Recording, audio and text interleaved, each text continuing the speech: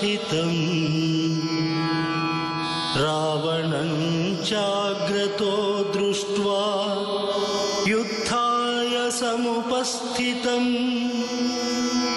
दैवतैश्च समागम्य द्रष्टुमभ्यागतो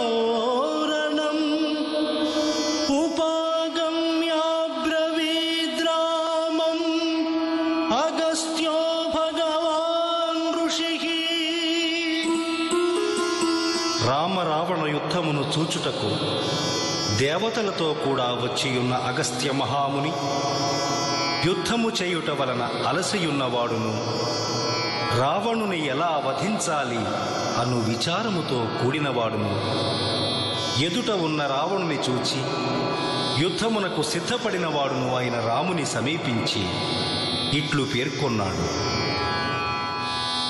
రామ రామ మహాబాహో శృణు గుహ్యం సనాతనం येन सर्वा नरीन् वत्सा समरे विजयिष्यसि आदित्य हृदयं पुण्यं सर्वशत्रुविनाशनं जयावहं जपे नित्यं अक्षय्यं परमं शिवं सर्वमङ्गलमाङ्गल्यं सर्वपापप्रणाशनं चिन्ताशोकप्रशमनम् आयुर्वर्धनमुत्तमम्. మహాబాహువులు గల ఓ రామ, నీకొక సనాతనమైన రహస్యమును చెప్పుచున్నాను వినుము. ఈ రహస్యము వలన నీవు శత్రువులనందరినీ జయింపగలవు.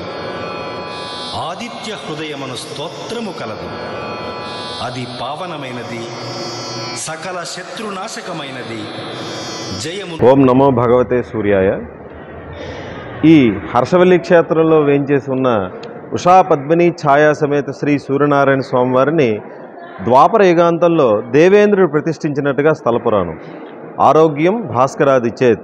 ఈ సమస్త మానవాళి జంతుజాలం అన్ని యొక్క ఆరోగ్యం సూర్యుడి అధీనంలో ఉంటుంది. నిత్యం ఎవరైతే సూర్యనారాయణ స్వామివారిని అర్చిస్తారో వాళ్ళకి సంపూర్ణ ఆయురారోగ్యాలు వస్తాయని మనకి పురాణహితంగా తెలుస్తుంది. ఈ సూర్యనారాయణ స్వామివారిని దేవేంద్రుడు ద్వాపర యుగాంతంలో ప్రతిష్ఠించారు. ఈ దేవాలయం ఇక్కడ ఈ స్వామివారిని జరగడానికి ముఖ్య ఒక పురాణ గాథ ఒకటి ఉంది. ఇక్కడ కోటేశ్వరాలయం బలరాముడు యుద్ధానంతరం పాండవులకి కౌరవులకి మధ్య యుద్ధానంతరం ఈ క్షేత్రానికి వచ్చినట్టు ఇక్కడ బలరామ క్షేత్రాన్ని ప్రతిష్ఠించాడు. ఆ క్షేత్ర ప్రతిష్ఠ జరిగిన తర్వాత అందరు దేవతలు కూడా ఆ స్వామిని దర్శించుకోవడానికి వచ్చారు.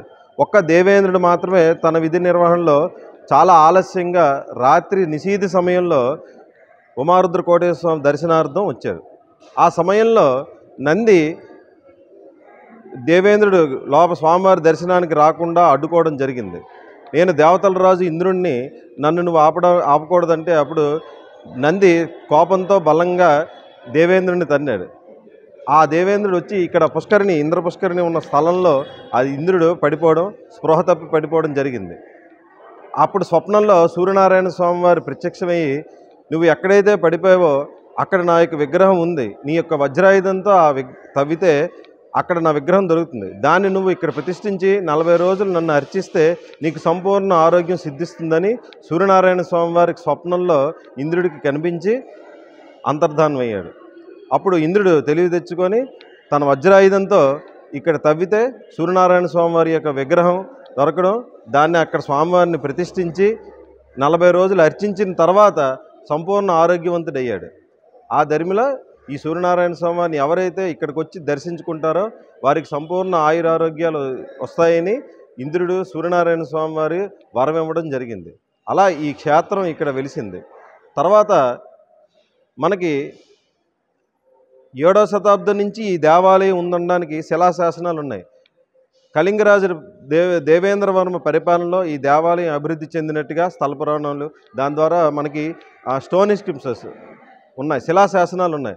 క్రీస్తు 682 సుమారుగా ఆ సమయంలో గంగరాజు దేవేంద్రవర్మ పరిపాలనలో ఈ దేవాలయం ఉన్నట్టుగా, ఈ దేవాలయ అభివృద్ధికి వాళ్ళు ఎన్నో భూములు ఇచ్చి భూరి విరాళాలు ఇచ్చి ఈ దేవాలయ అభివృద్ధికి నిరంతరం కృషి చేసినట్టుగా మనకి శిలాశాసనాల ద్వారా తెలుస్తుంది.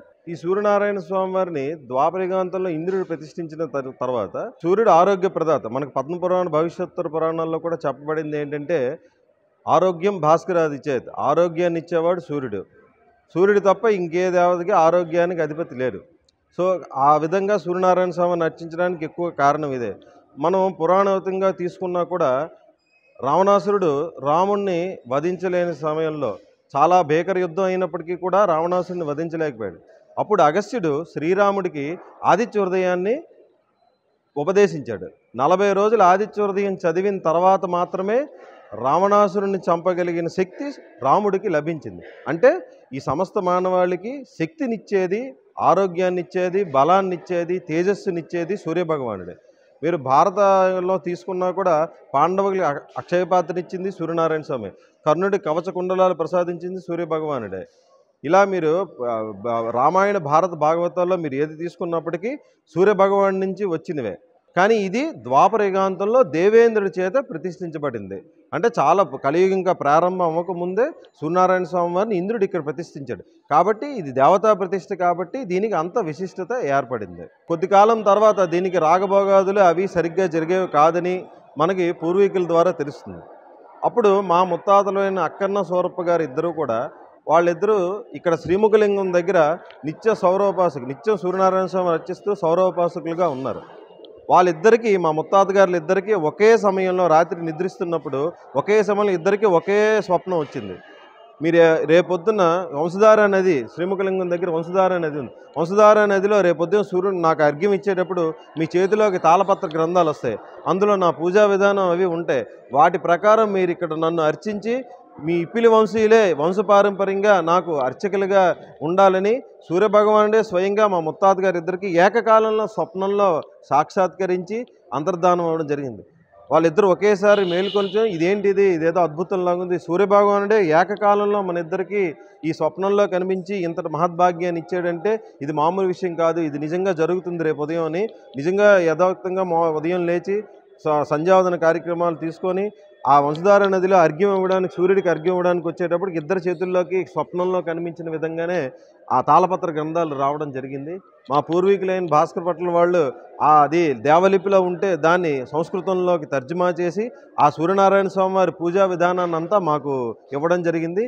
ఈ ఇప్పిలి వంశీయులే అప్పటి నుంచి ఇప్పటి వరకు కూడా అదే పూజా విధానంలో సూర్యభగవాన్ని ఇక్కడ అర్చిస్తూ భక్తులకు కూడా ఈ రకమైన పూజా విధానాల ద్వారా మేము చేస్తూ ఈ కార్యక్రమాలన్నీ నిర్వహించడం, ఆ సూర్యభగవానుడు స్వయంగా మా ఇప్పిలి వంశీయుల కళ్ళ కనిపించి చెప్పడం ఇది మహద్భాగ్యంగా మా ఇప్పిలి వంశీయులు భావిస్తూ నేటికి కూడా ఆ ఇప్పిలి వంశీయులే ఈ సూర్యభగవాను దేవాలయానికి వంశపారంపర్య అర్చక ధర్మకర్తలుగా వ్యవహరిస్తూ దేవాలయ అభివృద్ధికి, స్వామివారి నిత్యార్చనకి అహర్నిశలు శ్రమిస్తూ స్వామివారి కృపకు పాత్రలు వేయని కోరుకుంటున్నాం.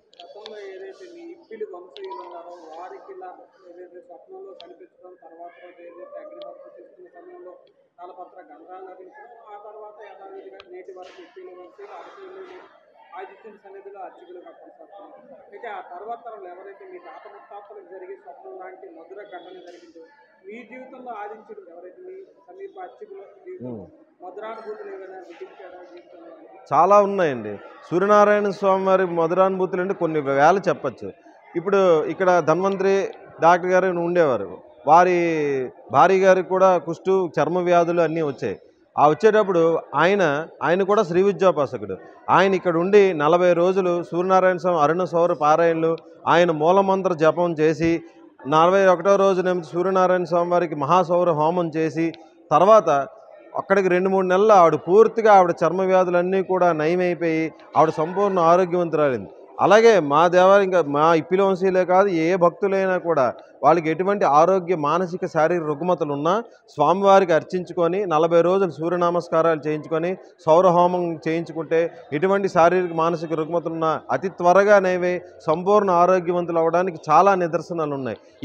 ఇక్కడ చూస్తున్న నిర్మాణాలన్నీ కూడా భక్తులు వారి వారి ఆరోగ్య సమస్యలతో వచ్చి ఇక్కడ స్వామివారిని అర్చించి సూర్య నమస్కారాలు చేయించుకొని సౌరహోమాలు నిర్వహించుకొని వాళ్ళ ఆరోగ్య సమస్యల నుంచి బయటపడి కష్టపడి ఆ స్వామివారికి ఏదైనా మనం చెయ్యాలి అనే ఉద్దేశంతో కట్టించిన మండపాలు. ఇక్కడ జరుగుతున్న 90% అన్ని అభివృద్ధి కార్యక్రమాలు కూడా దాతల ద్వారా సూర్యనారాయణ స్వామివారి మహిమతో వాళ్ళు ఆరోగ్యవంతులయ్యి తద్వారా దాతలు ఆనందంతో తయారు చేసినటువంటి ఈ నిర్మాణాలే ఇవన్నీ కూడా. అటువంటి ఎన్నో ఉన్నాయి. శ్రీనివాస్ బంగూర్స్ అని కలకత్తా నుంచి వచ్చి వాళ్ళ కళ్ళు కనబడు వాళ్ళు 40 రోజులు సూర్యనారాయణ స్వామివారిని ఇక్కడ అర్చించి 41వ రోజు సూర్య నమస్కారాలు సౌరహోమం చేయించిన తర్వాత వాళ్ళకి 2 నెలల్లో వాళ్ళ కళ్ళు 2 మళ్ళీ దృష్టి లోపాలన్నీ పోయి వాళ్ళు శుభ్రంగా సంపూర్ణ ఆరోగ్యవంతులయ్యారు. ఇక్కడ జరుగుతున్న సూర్య నమస్కారాలు 3 మండపాలు కూడా ఆ శ్రీనివాస్ బంగూర్స్ కలకత్తా నుంచి వచ్చారు, వాళ్ళే కట్టించారు. ఇక్కడ ఎన్నో కొన్ని వేల ఇవి ఉన్నాయి. ఎన్నో సినిమా వాళ్ళు, రాజకీయ ప్రముఖులు అందరూ కూడా రకరకాల మానసిక శారీరక వ్యాధులతో ఇక్కడికి వచ్చి సూర్య నమస్కారాలు అన్నీ చేసుకొని సంపూర్ణ ఆరోగ్యవంతులై వాళ్ళందరూ మాకు చెప్తుంటారు ఇక్కడ స్వామివారి తాలూకా మహాత్మ్యం గురించి. అలాంటివి ఎన్నో ఇక్కడ సందర్భాలు జరిగాయి. అలాంటి మీ మాట ప్రకారం ప్రస్తావించారు సూర్య నమస్కారాలు. అరసవెల్లి ఆలయంలో జరిగే సూర్య నమస్కారాల ప్రత్యేకత గురించి తెలియజేయండి. మనం యోగాపరమైన సూర్య నమస్కారాలకి వైదికపరమైన సూర్య నమస్కారాలకి చాలా తేడా ఉంది. యోగా సూర్య నమస్కారాలు కూడా ఆరోగ్యాన్ని ఇచ్చేవే, కానీ దానికన్నా ఇక్కడ మనం సూర్యనారాయణ స్వామి దేవాలయంలో ప్రత్యేకంగా చేసేది ఏంటంటే త్రిచ సౌర అరుణ 3 ఉపనిషత్తులు ఉంటాయి. ఈ త్రిచ సౌర అరుణ ఉపనిషత్తులతో సూర్య నమస్కారాలు చేయిస్తే సంపూర్ణ ఆరోగ్యం సిద్ధిస్తుందని మనకు పద్మపురాణం భవిష్యోత్తర పురాణం ద్వారా తెలుస్తున్నది. మహాసౌరంలో మనిషికి ఎన్ని రకాల వ్యాధులు ఉంటాయో ఆ వ్యాధులన్నిటికీ ఏమిటి ఉపశమనమో అన్నీ ప్రత్యేకంగా చెప్పబడ్డాయి మహాసౌరంలో. అలాగే అరుణంలో మనిషి యొక్క జీవన విధానం, వాడు ఎలా బతకాలి, ఎలా జీవించాలి, ఎలా వాడి కర్మలు అనుసరించాలి, అవన్నీ కూడా మహాసౌరం అరుణ పారాయణలో ఉంటాయి.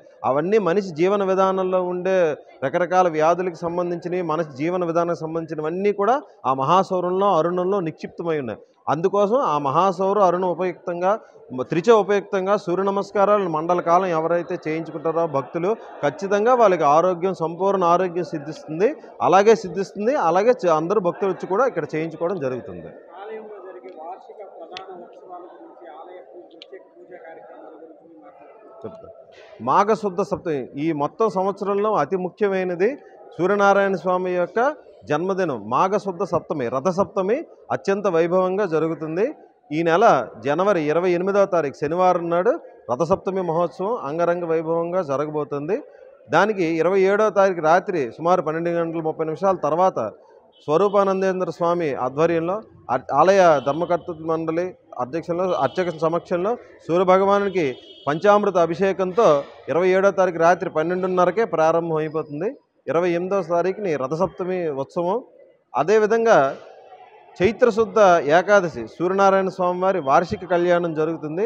చైత్రశుద్ధ సప్తమి మొదలుకొని బహుళపాడ్యం వరకు కూడా సూర్యనారాయణ స్వామివారి యొక్క వార్షిక కళ్యాణం రోజుకొక విధంగా అత్యంత వైభవంగా జరుగుతుంది. అలాగే సూర్యనారాయణ స్వామివారి యొక్క కార్తీక శుద్ధ ద్వాదశి, క్షీరాబ్ది ద్వాదశి, చిల్కు ద్వాదశి అంటారు. సూర్యనారాయణ స్వామివారి యొక్క ఇంద్ర పుష్కరిణిలో అంశనావికోత్సవం అత్యంత వైభవంగా జరుగుతుంది. దానికి కూడా భక్తులందరూ కూడా అన్ని జిల్లాల ఇతర రాష్ట్రాల నుంచి సూర్యనారాయణ స్వామివారిని విశేషంగా అర్చించుకోవడానికి వస్తారు. అలాగే పాల్గొన శుద్ధ పౌర్ణమి రోజు డోలో పౌర్ణమి యాత్ర కూడా సూర్యనారాయణ స్వామి ఉత్తర మండపంలో అత్యంత వైభవంగా జరుగుతాయి. సూర్యనారాయణ స్వామి వారి యొక్క అన్ని కార్యక్రమాలు అత్యంత వైభవంగా ఈ సూర్యనారాయణ స్వామి దేవాలయంలో అర్చకుల సమక్షంలో చాలా అంగరంగ వైభవంగా జరుగుతాయి. దైనందిన పూజా కార్యక్రమాలు ఏదైనా సూర్యనారాయణ స్వామి వారికి ప్రతిరోజు ఉదయం భక్తులకి అష్టోత్తర శతనామార్చనలు ఉంటాయి. ప్రత్యేకంగా సూర్య నమస్కారాలు కూడా ప్రతిరోజు భక్తులు వచ్చి చేసుకుంటారు. ఆదివారం అత్యంత విశేషంగా సూర్యనారాయణ స్వామి వారి యొక్క దినం కాబట్టి ఆ రోజు భక్తులకు ఆర్జిత సేవలు ప్రత్యక్షంగా ఉండవు కానీ పరోక్షంగా ఉంటాయి. ఆ రోజు సూర్య నమస్కారాలు కూడా కంటిన్యూస్గా జరుగుతాయి ప్రతిరోజు. ప్రతి నెల మాస సంక్రమణ రోజు సూర్యనారాయణ స్వామి వారికి పంచామృత అభిషేకం జరుగుతుంది. ఆ రోజు సూర్యనారాయణ స్వామి యొక్క నిజరూపం ప్రతిరోజు ఒక్క రథసప్తమే కాదు, ప్రతి నెల సూర్యుడు ఒక రాశి నుంచి ఇంకో రాశిలోకి ప్రవేశిస్తాడు. దాన్ని సంక్రమణం అంటారు, మాస సంక్రాంతి అని కూడా అంటారు. ఆ రోజు సూర్యనారాయణ స్వామి వారికి తెల్లవారుజాము 4 గంటలకి క్షీరాభిషేకం జరుగుతుంది. అలాగే ప్రతి నెల 2 ఏకాదశి, శుద్ధ ఏకాదశి, బహుళ ఏకాదశి, 2 ఏకాదశికి సూర్యనారాయణ స్వామి వారికి ఆర్జిత కళ్యాణ మహోత్సవం జరుగుతుంది. అదేవిధంగా సూర్యనారాయణ స్వామి వారికి అమావాస్య ముందు వచ్చే దాన్ని మాస శివరాత్రి అంటారు. ఆ రోజు ఈరోజు జరిగిందనమాట. త్రయోదశి ఉదయం సాయంత్రానికి చతుర్దశి ఉన్నది, లేదా పూర్తి చతుర్దశి ఉన్న రోజుని మాస శివరాత్రిగా పరిగణిస్తారు. ఆ రోజు కూడా సూర్యనారాయణ స్వామి వారికి ఇక్కడ మేము గౌరీ సమేత రామలింగేశ్వర స్వామికి కూడా విశేషంగా అభిషేకం చేస్తాం. అది సూర్యనారాయణ స్వామి దేవాలయంలో నిత్యం జరిగే పూజా విధానం. పూజలు అదేవిధంగా ప్రత్యేక పూజలు ఏదైతే రథసప్తమి వంటి వేడుకలతో పాటు ప్రధానంగా అరకులు నేడు అంతర్జాతీయ స్థాయిలో ఒక విషయంలో ఖ్యాతి సంపాదించింది. నేరుగా కిరణ స్పర్శ దొరుకుతూ హృదయభాగం లేలేత కిరణాలు అరకులు సృష్టిస్తాయనే ఘటన కూడా అంతర్జాతీయ స్థాయి ఏదైతే ఖ్యాతి సంపాదించింది విజేతంగా అంతర్జాతీయ స్థాయిలో కూడా ఆ కిరణ స్పర్శ గురించి మీ మాట్లాడుతున్నారు. అంటే ద్వాపర యుగాంతంలో దేవేంద్రుడు ప్రతిష్ఠించిన సూర్యభగవానుడు అండి. తను ప్రతి దేవతా ప్రతిష్ఠ జరిగిన దేవాలయాలకి ఏదో ఒక మిరాకిల్ ఉంటుందనేది మనకి తెలిసిందే. ఈ దేవాలయం కూడా అలాగే మార్చి నెల 9, 10, అక్టోబర్ నెల 1, 2 తారీఖుల్లో సూర్యోదయం అయ్యేటప్పుడు సూర్యనారాయణ స్వామి లేలేత కిరణాలు 5 ద్వారాలు దాటి సూర్యనారాయణ స్వామి వారి పాదాల మీద పడడం చాలా విశేషంగా చెప్పబడుతుంది. ఈ సూర్యనారాయణ స్వామి వారి విగ్రహం ఈ శాలిగ్రామ ఏకశిల శాలిగ్రామ శిల. ఈ శాలిగ్రామం చాలా అరుదైనది. దీన్ని హిరణ్యగర్భ శిల అంటారు, అరుణశిల అంటారు. ప్రత్యేకంగా శాలిగ్రామంలో దొరకనటువంటి ఎక్కడా దొరకనంటే ప్రత్యేకమైన అరుణశిల అంటారు దీన్ని. ఇది విశ్వకర్మ చేత ప్రతిష్ఠించబడింది, చెక్కబడింది కాబట్టి దేవతా ప్రతిష్ఠ కాబట్టి అంత వైభవమైన ఆ శిల అనేది దొరకడం జరుగుతుంది. ఈ శిల ఎక్కడ బయట ఎక్కడ దొరకదు అనమాట. అరుణశిల, హిరణ్యగర్భ శిల అంటారండి. ఈ శాలిగ్రామాల్లో చాలా అరుదైన శిల అనమాట. ఈ శిల పైన ఆ సూర్యనారాయణ స్వామి వారి లేలేత కిరణాలు పడి ఆ రిఫ్లెక్షన్ మన మీద పడితే సంపూర్ణ ఆరోగ్యం సిద్ధిస్తుందనేది మనకి పురాణోక్తంగా తెలుస్తుంది. అలాగే అక్టోబర్ నెల 1, 2 తారీఖుల్లో కూడా సూర్యనారాయణ స్వామివారి లేలేత కిరణాలు ప్రభాత సమయంలో నేరుగా స్వామివారి పాదాలు తాకడం అత్యంత అరుదైన మహోత్కర దృశ్యం. ఆ దృశ్యాన్ని చూడడానికి మన జిల్లాలో కాక రాష్ట్రంలో కాక దేశవ్యాప్తంగా ప్రజలు విశేషంగా వచ్చి స్వామివారికి అర్చించుకొని ఆ రోజు ఆ కిరణ స్పర్శను చూసి తరించి ఆ సూర్య నమస్కారాలు చేసుకొని సంపూర్ణ ఆరోగ్యవంతులుగా తిరిగి ఇళ్ళకి వెళ్తారు. కాబట్టి ఈ దేవాలయానికి హర్షవల్లి అని నామకరణం. హర్షం అంటే ఆనందం, వల్లి అంటే తీగ లాంటి ఆనందాన్ని ఇస్తుంది. కాబట్టి వివిధమైన భక్తులు రకరకాల రోగాలతో ఈ దేవాలయంకి వచ్చి సూర్య నమస్కారాలు చేసుకొని స్వామిని అర్చించి ఆనందంగా ఈ స్థలాన్ని వదులుతారు. కాబట్టి ఈ స్థలానికి హర్షవల్లి అని నామకరణం చేశారు అప్పుడు ఇంద్రుడు. దాది రూపాంతరం చెల్లి నేడు అరసవల్లిగా మారింది అన్నమాట. మీ మాట ప్రకారం ఏదైతే పురాణ ప్రాసెస్ కలిగి స్వయంభుగా వెలిసిన క్షేత్రాల్లో ఏదో ఒక మిరాకిల్ ఉంటుంది. ఆ కారణం చేతనే కిరణ స్పర్శ కూడా ఎంతో జరుగుతుంది. మేమందరం ఎవరైతే భక్తులు అంతా ఉన్నారో వాళ్ళంతా దూరం నుంచి చూస్తుంటారు. కానీ ప్రధానంగా అర్చకులు మాత్రం ఏదైతే మూల విరాటికి సమీపంలో ఉంటారో ఆ లేలేత గోడలు బంగారు వల్ల మీరు దర్శించుకుంటారు. ఆ టైంలో అర్చకులకు ఎలాంటి అనుభూతి కలుగుతుంది? అది ఆ అనుభూతిని వర్ణించలేనిది. అదే కాదు, ఆ సమయంలో సూర్యనారాయణ స్వామి యొక్క కిరణాల యొక్క ఆ రంగును కూడా మనం డిస్క్రైబ్ చేయలేం. ఆ రంగు కూడా ఆరెంజ్ కలర్ లేకపోతే రెడ్డిష్ ఆ కలర్ను కూడా మనం డిస్క్రైబ్ చేయలేం. అటువంటి లేలేత కిరణాలు స్వామివారి పాదాల మీద నేరుగా పడడం అనేది అత్యంత అద్భుతమైన విషయం. అర్చకులుగా దగ్గరగా స్వామివారి దగ్గరగా ఉండి ఆ కిరణ స్పర్శను చూడడం నిజంగా మా పూర్వజన సుకృతంగా మేము భావిస్తాం. అలాగే వచ్చిన భక్తులు కూడా భక్తి తాదాత్మ్యంతో ఆ కిరణాలు చూడడం, మనకి తెలియకుండానే మన కంట్లోంచి నీరు రావడం మేము ఎంతోమందిని చూస్తాం. మాకు కూడా ఇన్ని సంవత్సరాలుగా 2 సార్లు ఉత్తరాయణంలో దక్షిణాయనంలో ఆ తారీఖుల్లో చూసినప్పటికీ కూడా ఆ సమయంలో ఆ కిరణ స్పర్శ చూసినప్పుడు మనకు తెలియకుండానే మన కళ్ళల్లోంచి ఆ నీటి బిందువులు ఆనంద బాష్పాలు రావడం మనకు తెలియకుండానే జరుగుతుంది. అత్యద్భుతమైన సన్నివేశం చూడడం చెప్పనలవడం కానిది, చూసి ఆనందించవలసిందే తప్ప ఎంత చెప్పినా మనకి అది తనివి తీరని అనుభూతి.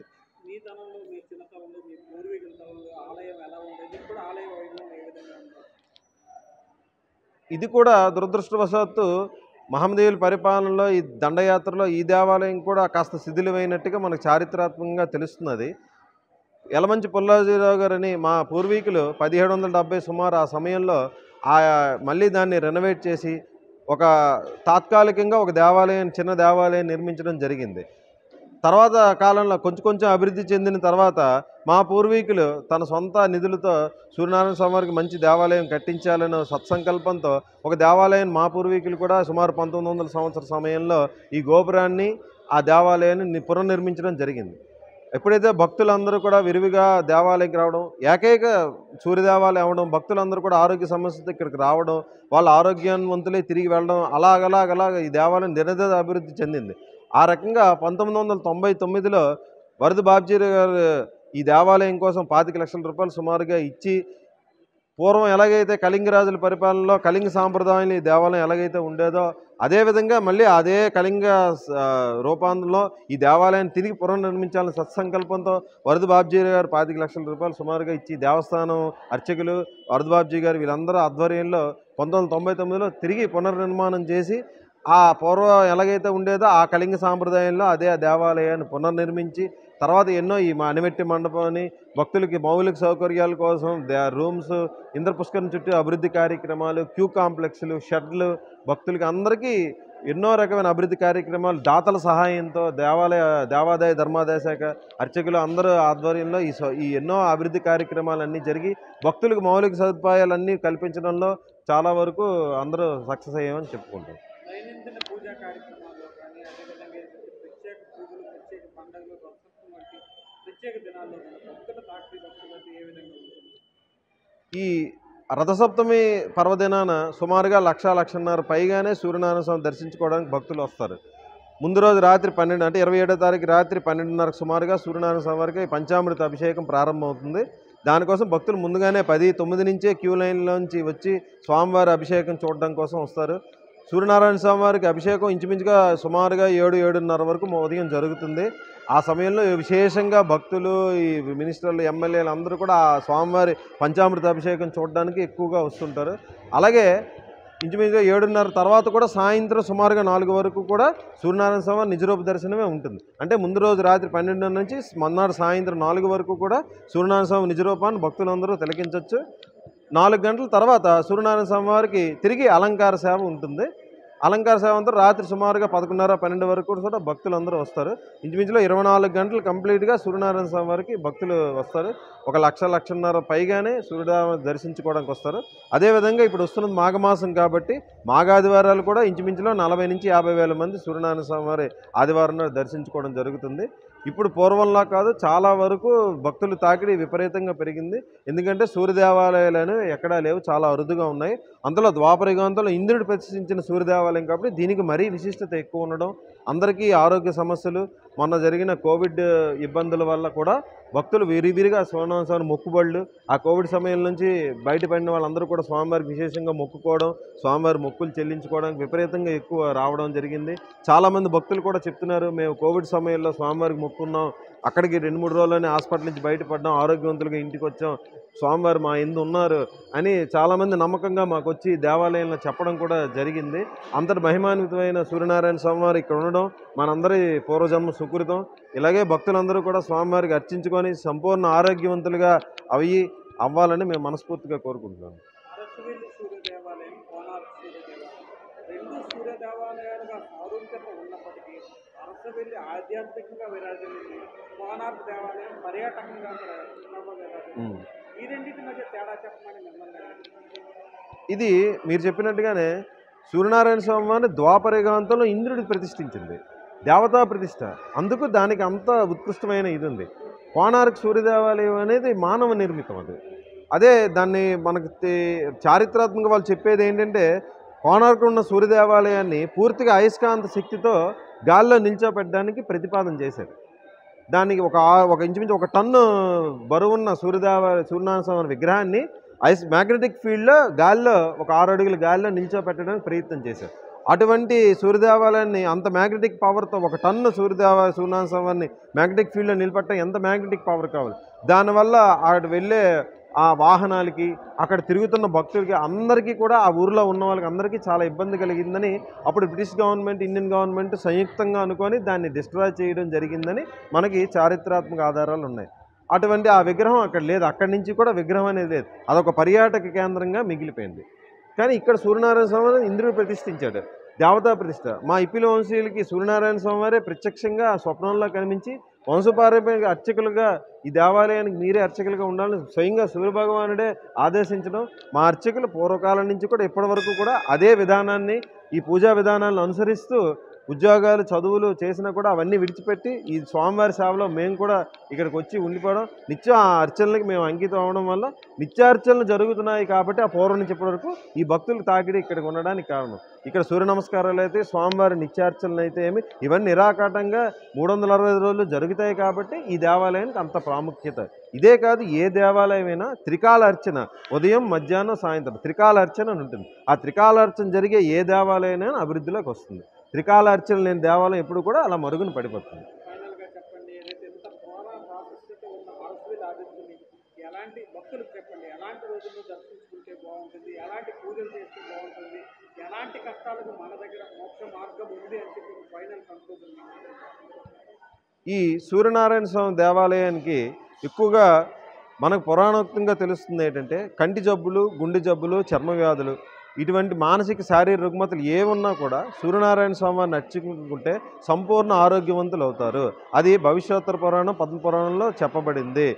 ఈ మహాసౌరం, అరుణం వీటన్నిటిలో కూడా అదే చెప్పబడింది. కంటి జబ్బులు, గుండె జబ్బులకు సంబంధించిన ఎటువంటివి ఉన్నా కూడా ఈ 3 త్రిచా సౌర అరుణ సహాయంతో 40 రోజులు సూర్య నమస్కారాలు చేయించుకొని సూర్యనారాయణ స్వామిని అర్చించుకుంటే సంపూర్ణ ఆరోగ్యవంతులు అవుతారు.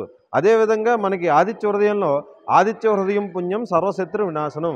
ఆదిత్య హృదయం ఎవరైతే నిత్యం పారాయణ చేస్తారో వాళ్ళకి సంపూర్ణ ఆరోగ్యంతో పాటు ఎటువంటి శత్రు భయం కూడా ఉండదు అని మనకి పురాణంగా తెలుస్తుంది అన్నమాట. కాబట్టి భక్తులందరూ కూడా సూర్యనారాయణ స్వామి అర్చించుకొని నిత్యం ఆదిత్య హృదయ పారాయణ చేయించుకొని 40 రోజులు సూర్య నమస్కారాలు చేయించుకున్నట్టయితే ఆరోగ్యం ఖచ్చితంగా వచ్చి వాళ్ళు సంపూర్ణ ఆరోగ్యవంతులు అవుతారనేది మనకు తెలుస్తుంది.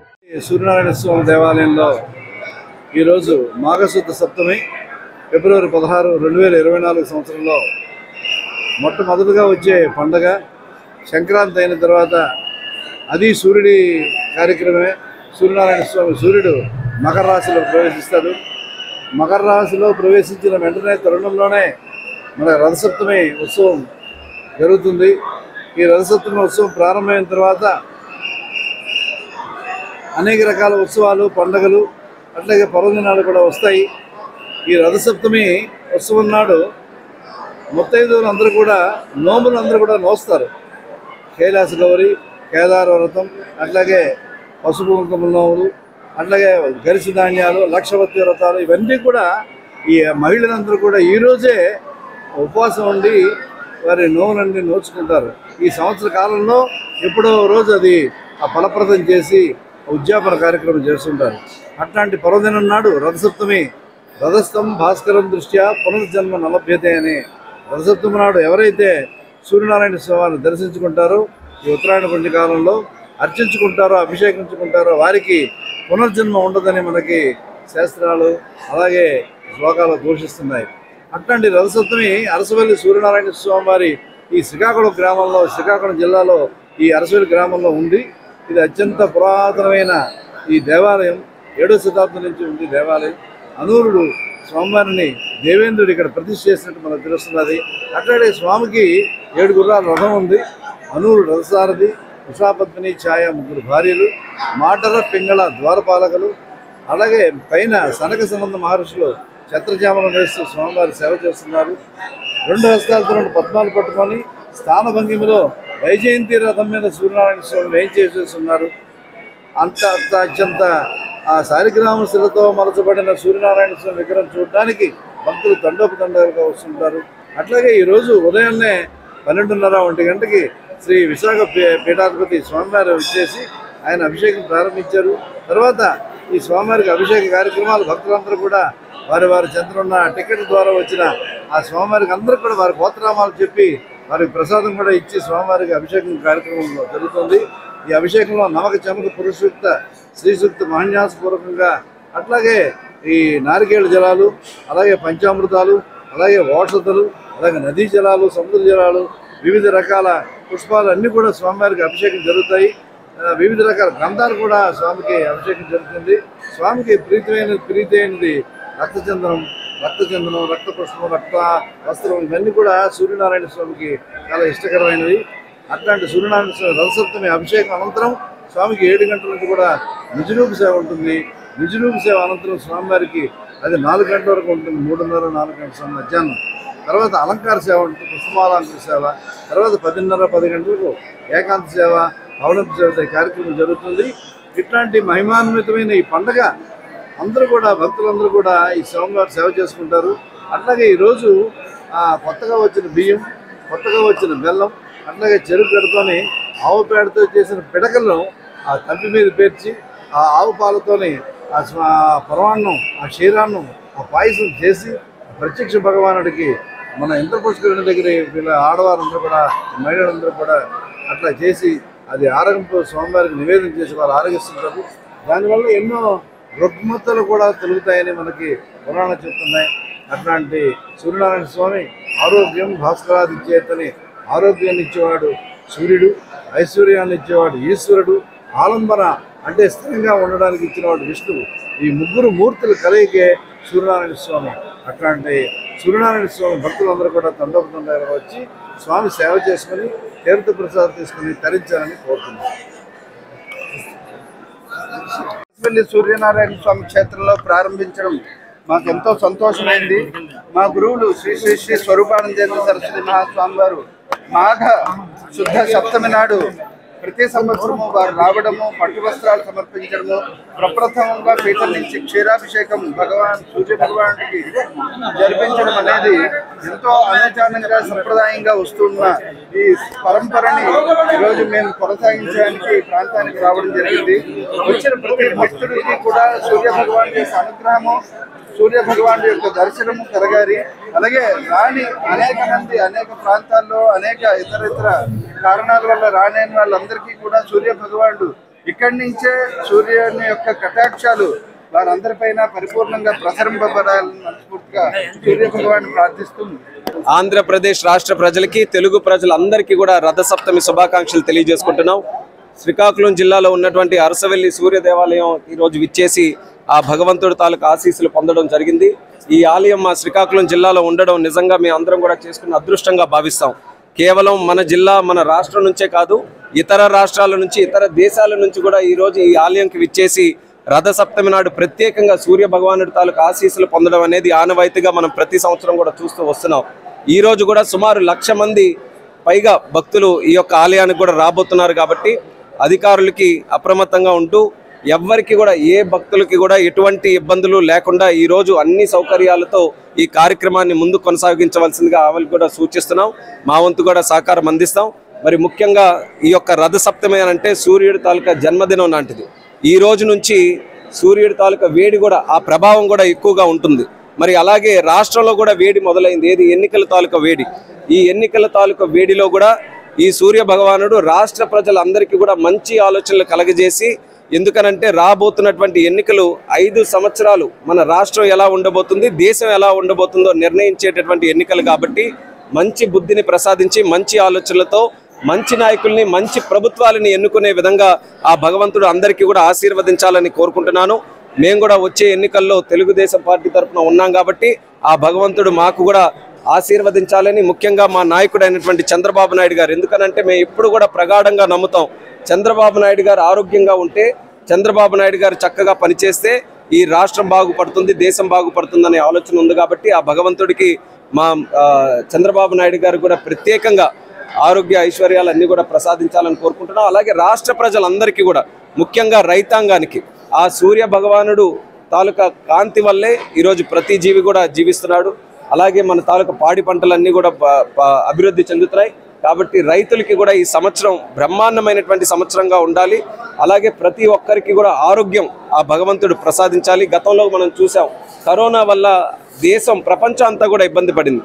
అటువంటి విపత్తులు కానీ, లేకపోతే ప్రకృతి విపత్తులు కానీ ఏవి కూడా లేకుండా రాబోతున్నటువంటి సంవత్సరం రాష్ట్రానికి, దేశానికి మంచి జరిగే విధంగా చూడాలని ఈ సందర్భంగా నేను కూడా కోరుకుంటున్నాను. ఒక పక్కన మొన్నే చూసాం, అయోధ్యలో రామాలయం కూడా ప్రారంభోత్సవం జరిగింది. ఇలా సనాతన ధర్మానికి, మన తాలూకా హైందవ ధర్మానికి కూడా పెద్దపీట వేస్తూ మరి నరేంద్ర మోదీ గారు కూడా చేస్తున్నటువంటి కార్యక్రమాలు ఈరోజు భారతదేశానికి కూడా ఒక కొత్త రూపాన్ని అందించడం అనేది నిజంగా ప్రతి ఒక్క భారతీయుడు కూడా గర్వకారణంగా ఫీల్ అవుతున్నారు. మరి ఇటువంటి ఆధ్యాత్మిక కార్యక్రమాలు ఎక్కడ ఉన్నా సరే, చిన్నవైనా సరే పెద్దవైనా సరే, ప్రతి ఒక్కరు కూడా అందులో పాల్గొని మన తాలూకా ధర్మాన్ని, మన తాలూకా సంస్కృతిని, మన సాంప్రదాయాలని ప్రపంచానికి తెలియజేసే విధంగా అందరం కూడా కృషి చేయాలని కూడా ఈ సందర్భంగా తెలియజేసుకుంటాం. తతో యుద్ధ పరిశ్రాంతం సమరే చింతయా స్థితం రావణం చాగ్రతో దృష్ట్వా యుద్ధాయ సముపస్థితం దైవతైశ్చ సమాగమ్య ద్రష్టుమభ్యాగతో రణం ఉపాగమ్యాబ్రవీద్రామం అగస్త్యో భగవాన్ ఋషిః. రామ యుద్ధమును చూచుటకు దేవతలతో కూడా వచ్చి అగస్త్య మహాముని యుద్ధము చేయుట వలన అలసియున్నవాడు రావణుని ఎలా వధించాలి అను విచారముతో కూడినవాడును ఎదుట ఉన్న రావణుని చూచి యుద్ధములకు సిద్ధపడిన రాముని సమీపించి ఇట్లు పేర్కొన్నాడు.